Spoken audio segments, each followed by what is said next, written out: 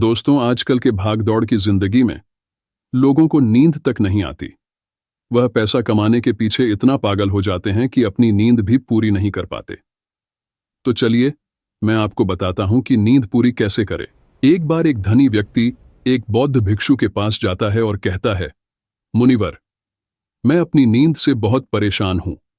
बहुत कोशिश करने के बाद भी मुझे देर रात तक नींद नहीं आती और रात को सोने से पहले सभी के विचार दुनिया भर की दौड़ती रहती है मन में, और सो भी जाता हूं तो रात भर करवटें बदलता रहता हूं, और जब मैं सुबह उठता हूं तो मुझे अच्छा नहीं लगता। मैं थका हुआ और बेचैन महसूस करता हूं। कृपया आप मेरी इस समस्या का कोई समाधान बताएं। बौद्ध भिक्षु ने कहा, इससे पहले कि मैं आपको आपकी समस्या का समाधान बताऊं, मैं आपको गौतम बुद्ध की गहरी नींद के रहस्य के बारे में एक छोटी सी कहानी बताना चाहता हूं। उस व्यक्ति ने कहा, जैसी आपकी इच्छा मुनिवर।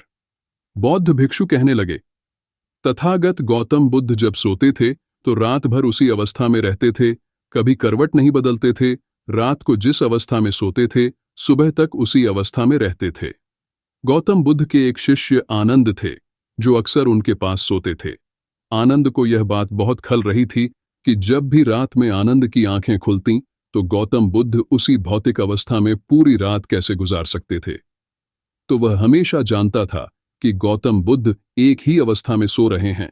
यह बात उनके मन में कई सवाल पैदा करेगी, लेकिन एक दिन भिक्षु आनंद अपनी जिज्ञासा को रोक नहीं पाए और वह गौतम बुद्ध के पास गए। आधी रात को उन्होंने गौतम बुद्ध को जगाया। अपनी नींद से उठकर बोला, तथागत, मुझे क्षमा करें। मुझे पता है कि यह आपसे प्रश्न पूछने का सही समय नहीं है, क्योंकि आप दिन भर चलते रहते हैं और लोगों को धम्म का ज्ञान देते हैं और उनकी समस्याओं का समाधान करें। लेकिन मेरी जिज्ञासा इतनी बढ़ गई है कि मैं सुबह तक का इंतजार नहीं कर सकता, इसलिए कृपया मेरे प्रश्न का उत्तर दें और मेरी जिज्ञासा को शांत करें। भिक्षु आनंद ने आगे कहा, मैं पिछले 20 वर्षों से आपके साथ हूं और मैं देख रहा हूं कि आप पूरी रात एक ही अवस्था में बिताते हैं। आप जरा भी नहीं हिलते। तो क्या आप वास्तव में सोते हैं या आप नहीं सोते हैं? गौतम बुद्ध ने आनंद की ओर देखकर मुस्कुराते हुए कहा, मैंने अपने लिए सोने की सही मुद्रा खोज ली है। अब मुझे सोते समय हिलने डुलने की आवश्यकता नहीं है। मैं नींद में भी जागता रहता हूं। जब तक मेरा शरीर सोता है पर मैं जागता रहता हूं। सवाल यह नहीं है कि शरीर नींद की अवस्था में चलता है या नहीं। शरीर स्थिर अवस्था में क्यों नहीं रह सकता? वास्तविक कारण मन है। मन ही है जो शांत और स्थिर नहीं रह पाता, और यही कारण है कि हम नींद की अवस्था में भी अपने शरीर को हिलाते रहते हैं। लेकिन मैं इन सब बातों से परे आ गया हूं। अब मुझ में मन जैसा कुछ नहीं बचा। जब मैं सो जाता हूं तो मेरा शरीर मुर्दे जैसा हो जाता है। मन जैसा कुछ नहीं रहता। आनंद, क्या आपने कभी किसी मृत शरीर को अपनी अवस्था बदलते हुए देखा है? गहरी नींद की अवस्था में भी यह सारा काम हमारा मन ही करता है। एक बार मन स्थिर हो जाए, मन शांत हो जाए, तो आपका शरीर गहरे में चला जाएगा। सो जाओ, लेकिन तुम भीतर से जाग जाओगे। भीतर से तुम सब कुछ अनुभव कर पाओगे। सोने के बाद भी अपनी जागरूकता एक छोटे से जलते हुए दीपक की तरह निरंतर प्रज्वलित होगा। कहानी समाप्त करने के बाद बौद्ध भिक्षु ने अमीर आदमी से कहा, एक प्रबुद्ध व्यक्ति न केवल अपने शरीर को पूरी जागरूकता के साथ देखता है, बल्कि वह अपने मन को भी पूरी जागरूकता के साथ देखता रहता है। एक प्रबुद्ध व्यक्ति की तरह नींद नहीं आती है। सामान्य व्यक्ति जब सोता है तो बेहोश हो जाता है। उसे अपने आसपास के बारे में पता भी नहीं चलता, इसलिए वह अपने सपने भी नहीं चुन पाता। लेकिन जब एक बुद्ध व्यक्ति सोता है तो वह जागता है। जैसे सुबह उसकी आंखें खुली होती हैं, वैसे ही एक बुद्ध भी एक व्यक्ति की नींद में होता है। इसीलिए कहा जाता है कि एक बुद्ध व्यक्ति कभी नहीं सोता है।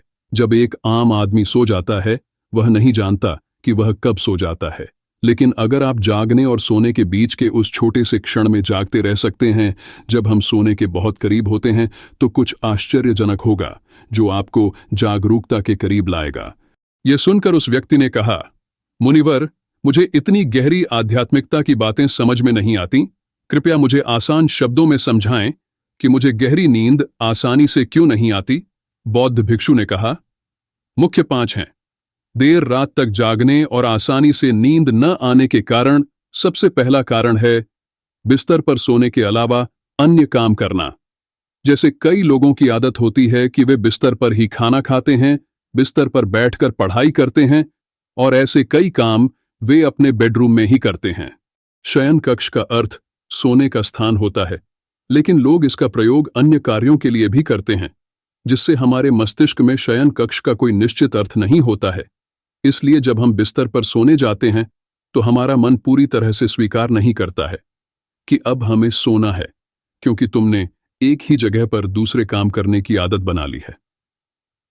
बौद्ध भिक्षु ने आगे कहा, बौद्ध आश्रमों में एक भिक्षु सुबह उठते ही अपना बिस्तर छोड़ देता है और फिर रात के समय ही वापस बिस्तर पर जाता है, जिससे उसके मस्तिष्क को पता चल जाता है कि बिस्तर पर जाने का मतलब है अंदर जाना, गहन निद्रा।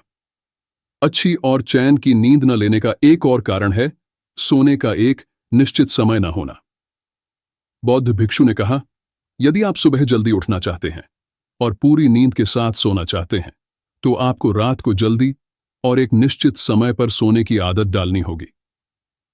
बौद्ध आश्रमों में रहने वाले भिक्षु हमेशा प्रकाश लेते हैं और सोने से कुछ घंटे पहले निश्चित समय पर आसानी से पचने वाला भोजन करें और प्रतिदिन निश्चित समय पर सो जाएं।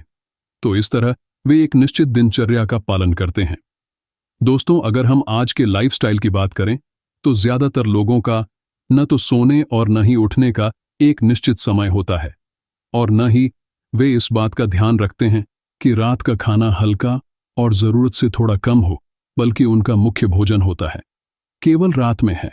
वीकेंड पर ये देर रात तक जागते रहते हैं क्योंकि अगले दिन कोई काम नहीं होता है। अगर ये रात में मूवी देखने लगें तो रातें कितनी ही क्यों ना हो, मूवी पूरी करके ही सोते हैं। समय और जीवन के बीच कोई सामंजस्य और नियंत्रण नहीं है और फिर यही वो लोग होते हैं जो अगले दिन अधूरी नींद के साथ जागते हैं और दिन भर बेचैनी और थकान महसूस करते हैं। यौगिक संस्कृति में नींद को एक चमत्कारी दुनिया कहा गया है। अगर आप नींद को समझ लें तो आप नींद में अपने अंदर बहुत कुछ पैदा कर सकते हैं और अगर आप नहीं समझते हैं तो आप इसे खराब भी कर सकते हैं।